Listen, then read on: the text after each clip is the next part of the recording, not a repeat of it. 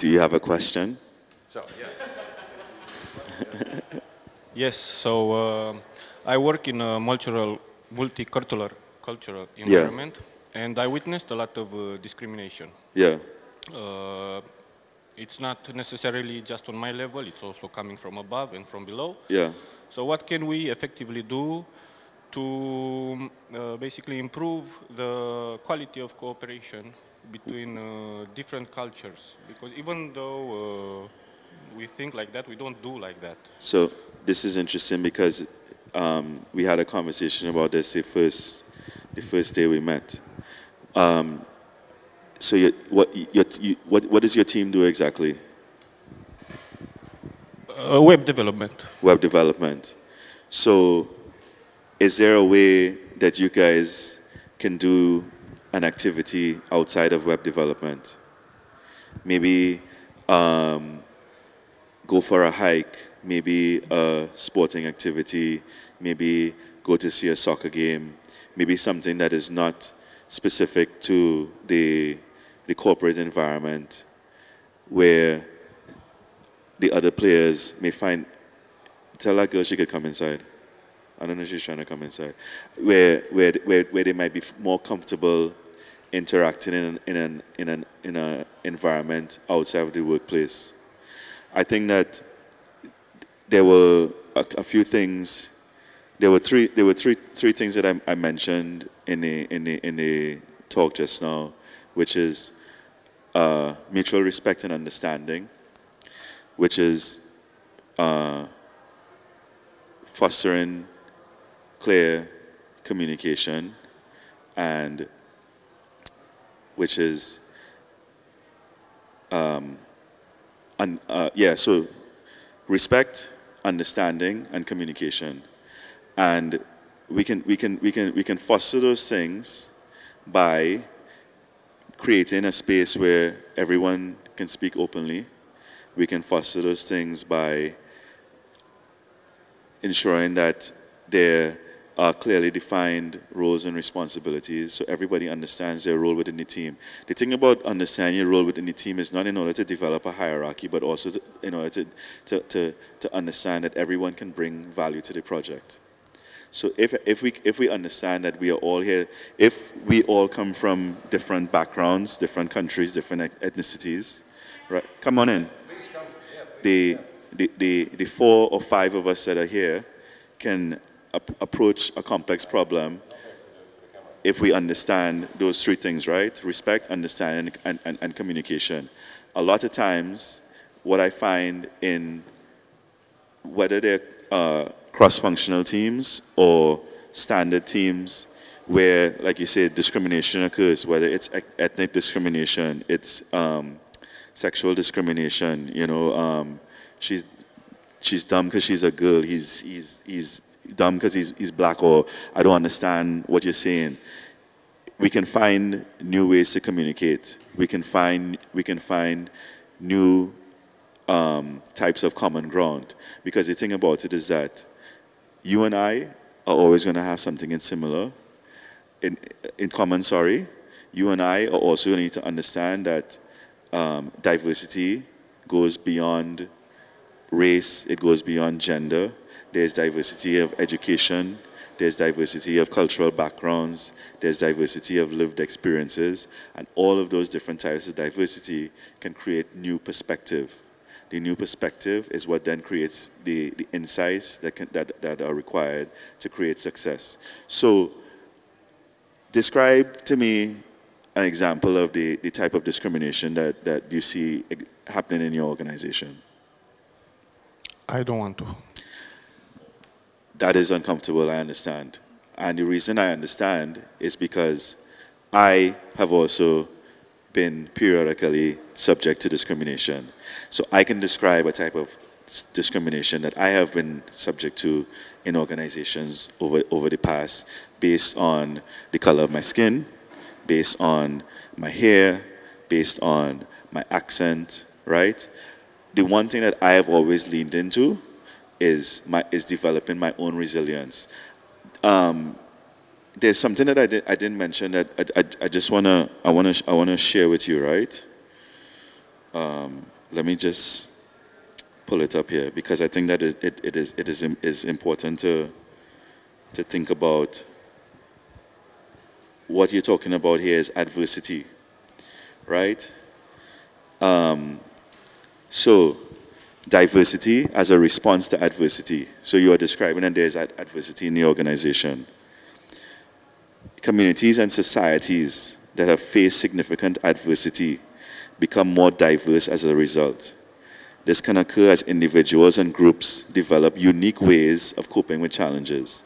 And those unique ways of coping with challenges could be any number of things. Like I described, if a lot of times if that discrimination is coming from higher up in the hierarchy, it is a little bit more difficult to contend with than if it is coming from across the hierarchy. If it is across the hierarchy, then if we are all here in a team and we understand that we lean into respect and understanding and communication as a team, then we can sort of isolate any adversity that exists within the team.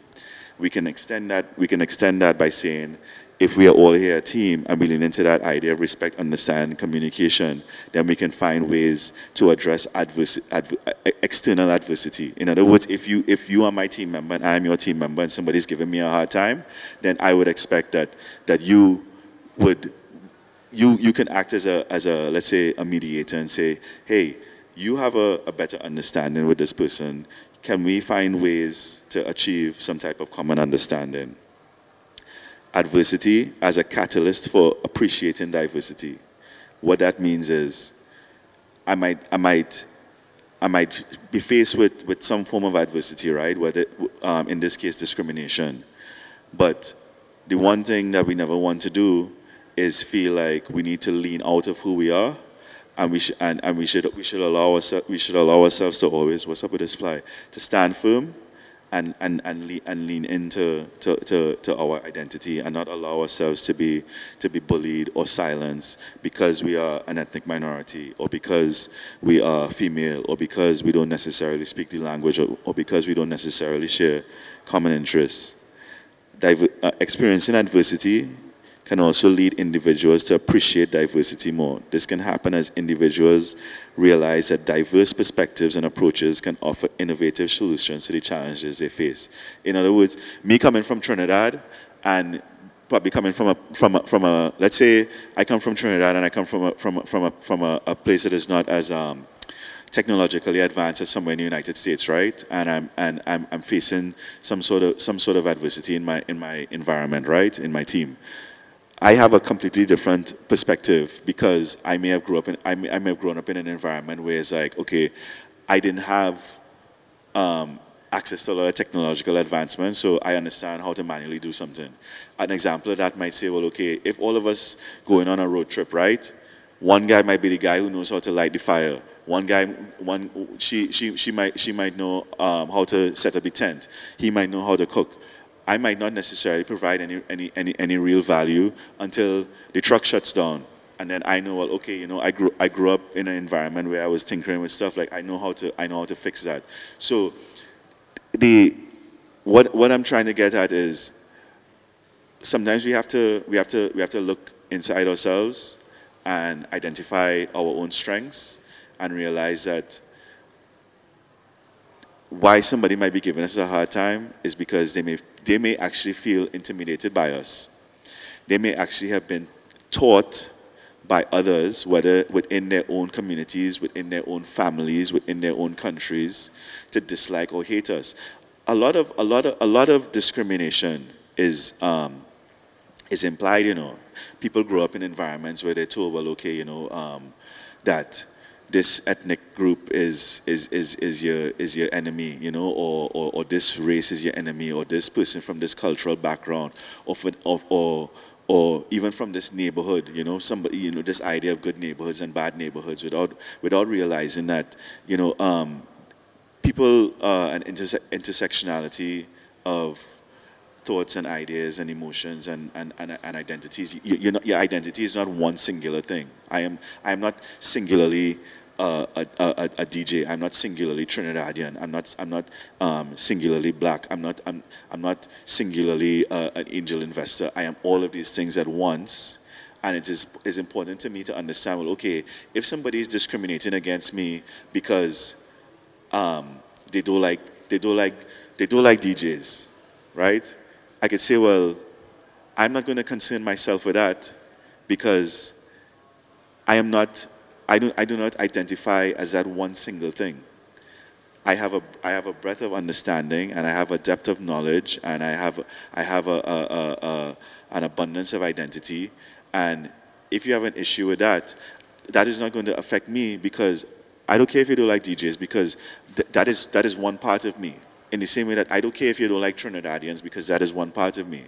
The thing that I could do is that I could say, well, okay, if I go back to my first principles of respect, understanding, and communication, I could sit down and say, well, so why you don't like Trinidadians? And then he might say, oh, you know, well, I had a girlfriend in college who was from Trinidad and she left me.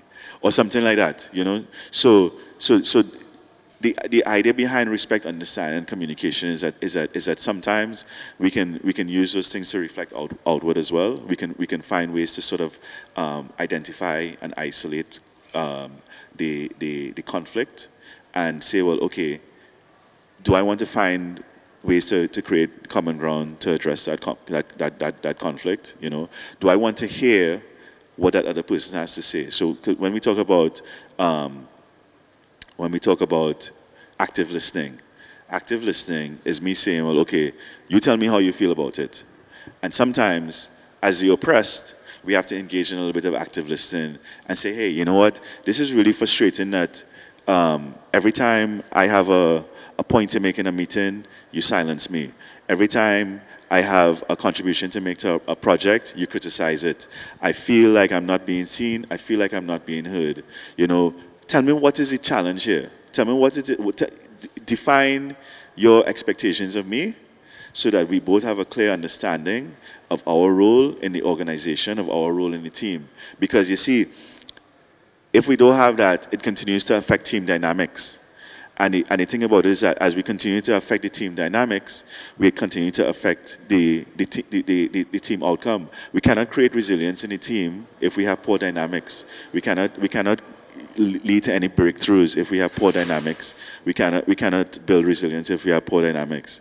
So it is important. I think that if we lean into those three things of respect, understanding, communication on both sides. In other words, not saying I demand respect from you, but how can I use my communication tools to clearly understand why this person is discriminating against black people, discriminating against Romanian people, discriminating against women. You know, discrimination in the organization is a challenging one because diversity comes in so many shapes, colors, ideas, thoughts, experiences. It is very difficult to narrow it down sometimes. But if we can foster clear and open communication, then that is what I think is one way to begin to approach dialogue. Thanks. No problem. You may accidentally have already answered all the questions, but you know, it's a long story. But yeah, first of all, not my session, but you know, I lived in a lot of multicultural teams. Both, you know, I had a Chinese boss, for instance, which was a very interesting experience. But I may have some practical suggestions for you, so maybe after this session, if you feel like. You had a question? Yeah. And I know that you are a musician, and for me, I'm always looking for ways in which tech can connect to this humanist part of ours, because I think becoming too technical, you always hear about smart cities and smart devices, but not very often about emotional devices that actually can be enabled by technology. And I think that adding a little bit of humanities into tech, it's always useful. And I'm here from a humanities, let's say, researcher, trying to understand what's happening in tech and how somehow we can cohabitate better, and how we can also bring value to the people working in tech. So if you have any advice on this, because you already, of course, have this. From what I saw, you were talking about art history and about and you're right. It goes both ways in that the technical specialists also have a lot to learn from the humanities. I think that the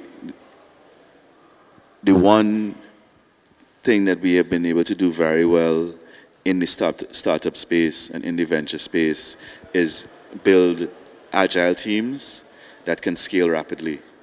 So my initial talk was going to be about creativity and technology and how creativity and technology can partner to drive innovation, right? So when you think about creativity, it is about communication and collaboration. When you think about and critical thinking, and when you think about technology, it is really about tools and techniques. These are the tools that I have available to me. These are the techniques that I can use. And when you think about innovation, and we go through these steps of innovation, the first thing we have to do is we have to have an idea. We have to use our imagination, right? People from the humanities may have a more broader scope of imagining than somebody who is very rooted on his technological rail. We need to then implement those ideas, which is where the cross-functional teams come into play. We then need to iterate on those ideas. And again, in iterating on the ideas, it becomes circular, right? So as we imagine something, we implement it, and then we develop on it. We get into the innovation itself is actually the circular motion of saying, well, okay, now that we have iterated on this thing, what do you think about it? Oh, well, I think that, we could also do this, and this. Okay, well, let's find a way to implement that. And the reality is that a lot of the business tools are freely available online for teams to work more effectively now. Are you guys familiar with Strategizer? Strategizer? Yeah. So I will if anybody wants to take my email, I can give you guys my email, and then I can send you some notes afterwards. But there are tools that are available for building teams, right? And for allowing teams to clearly communicate on projects. And I think that what I've realized is that in a lot of cases, technical teams specifically do not have the right tools because technical teams are using technical tools.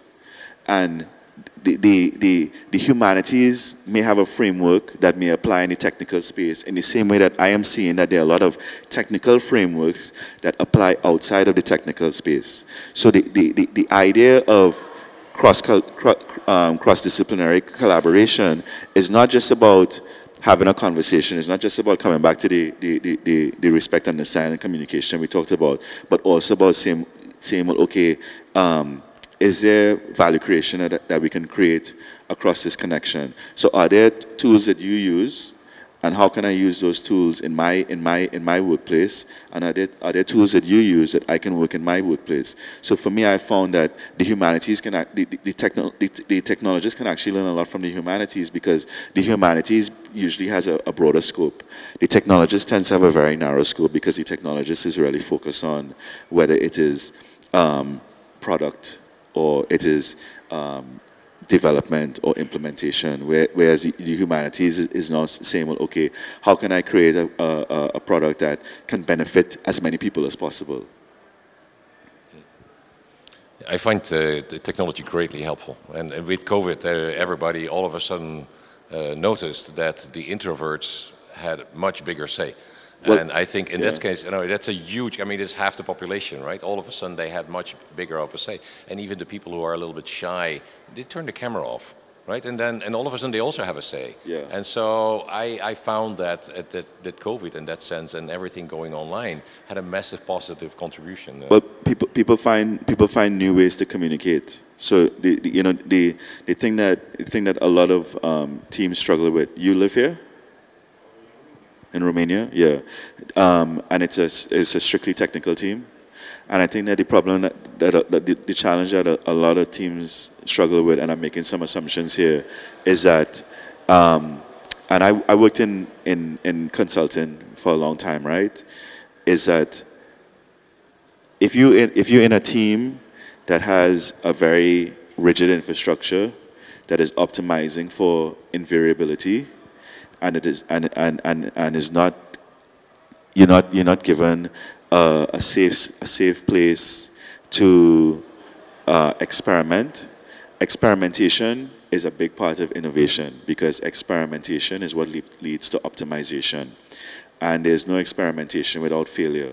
So if we are in teams that are not celebrating successes because they're not creating room for failure and they're not creating room for learning from failures in the same way that they celebrate the wins, then we are in very rigid teams where if we do not, if I have a team that says, well, this is my deadline, and if we do not deliver the product by the deadline, then everybody's going to get penalized or punished. Or that might be financially or otherwise.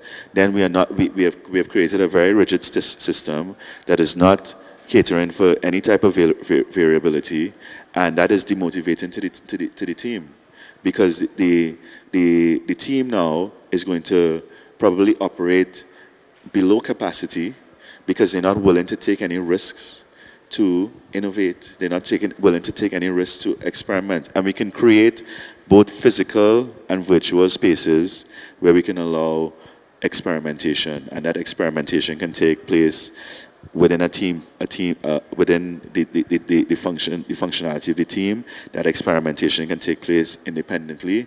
That experimentation can also take place in terms of saying we have separate Scrum activities that we can work on outside of our core objective. So we can allow ourselves to dream. We can allow ourselves to imagine in this space and then innovate in this space. And you know what? If it fails, it fails. And I think that the possibility of failure, and the guy who spoke before me alluded to this, right? The possibility of failure is what develops resilience. Because if I treat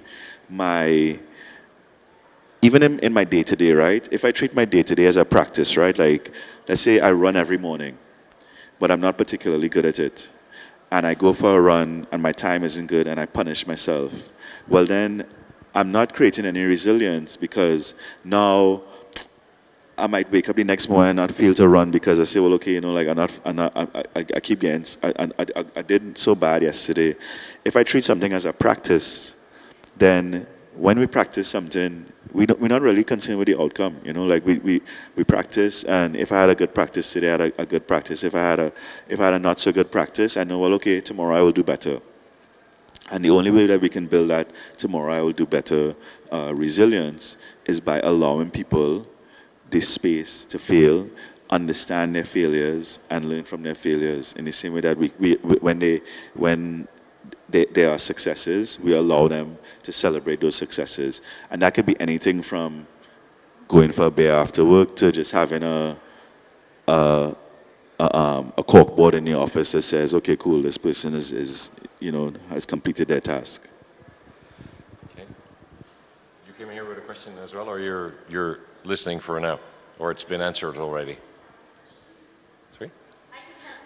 I would love to hear it. So, I'm an entrepreneur in the food industry. Yeah. Actually, I'm part of Peron. Cool. And I love the yellow outfit. Thank you. So we are about to expand internationally, and our mindset as entrepreneur was always think global, but act local. Yeah. And I think sometimes this could be a very good mindset, but what I was, you said you talk about inclusion and about active listening and multinational teams. Sometimes I think it's very confusing, and we got at some point where the lack of experience and the people that are not up to the tasks were included, and we are trying to adapt them and adjust them to the team, but sometimes it doesn't help the team. So when you say experience, you mean skills? Skills, experience, But the lack of experience mainly, is an issue. So is there, well, at that point you have two options, right? You either find people who have more experience, or you skill up the people that you have. If you're going to skill up skill up the people that you have, then you have to figure out, well, okay, how long is that going to take, and what is going to be the desired outcome? Because it's a 50-50 on the cost, right? In other words, I could pay X for somebody that I need to skill up in 6 months, or I could pay Y for somebody that I don't need to skill up now. But I still, if I pay the X for the person that I've skilled up in 6 months, I still have to consider the costs of skilling them up to where I need them to be. And I think that a lot of that comes back to roles and understanding. And if I'm building a team, I first of all have to have a diversity of thought, which will allow me to build a diverse team. When I'm building that diverse team, I need to come back to my first principles of understanding and communication. And part of that is saying, well, okay, what are the roles? Are the roles clearly defined?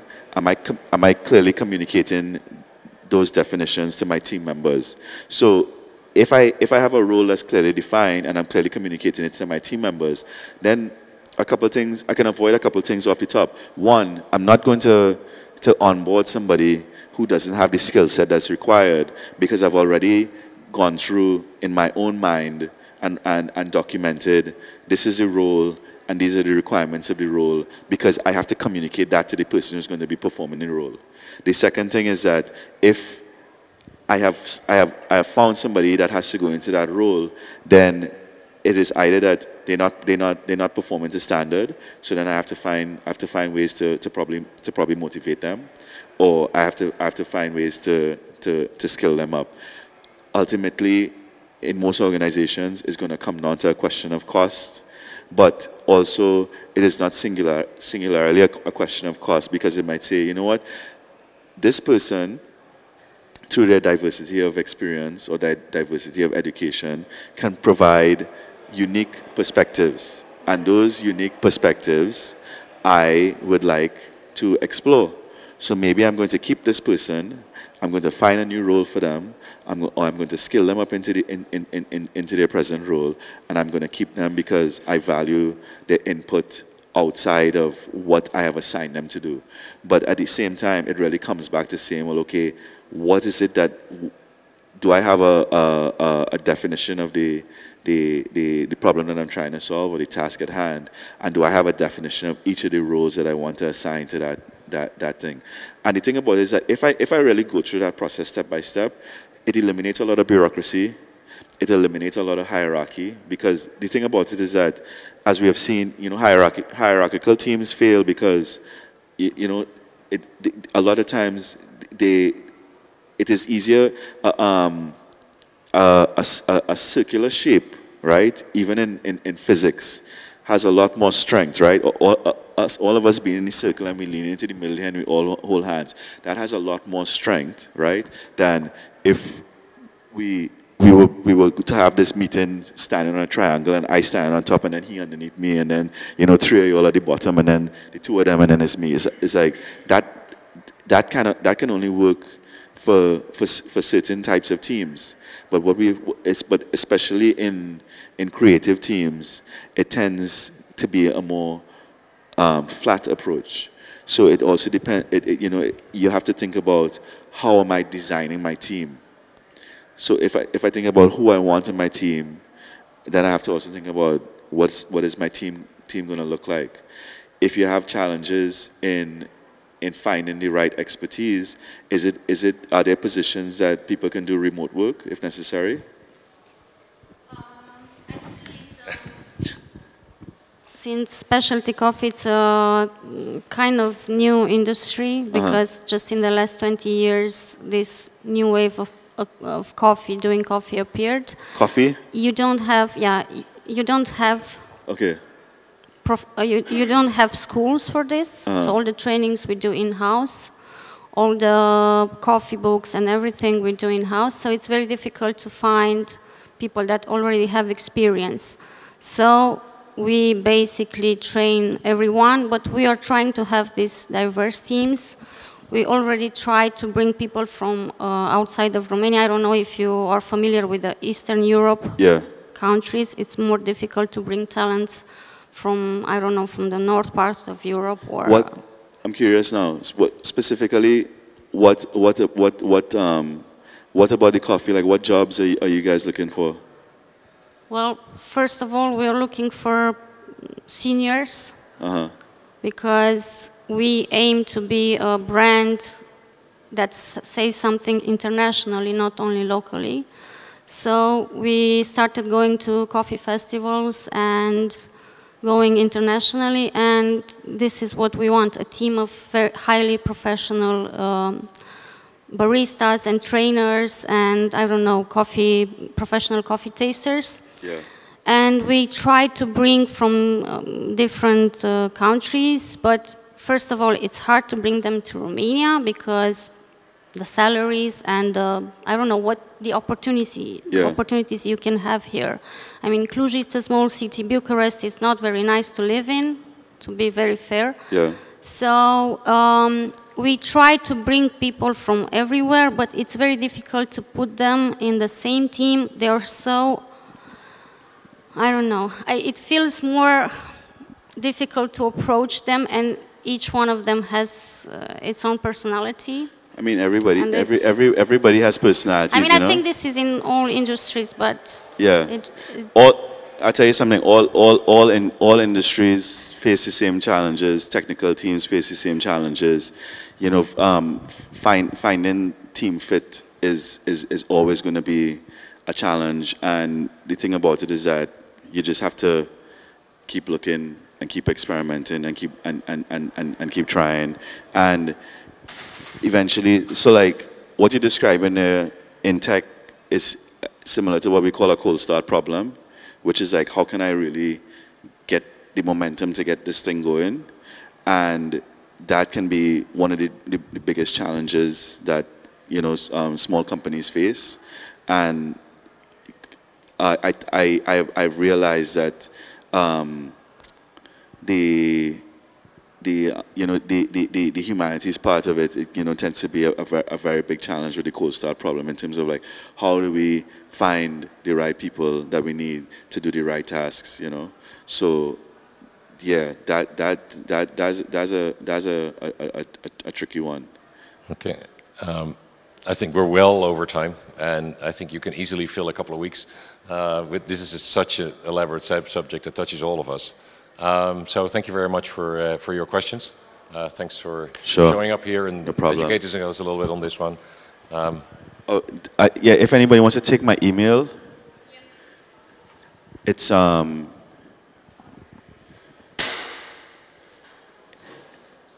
should write it down. It's CLEACOCK@gmail.com. So that's cleacock@gmail.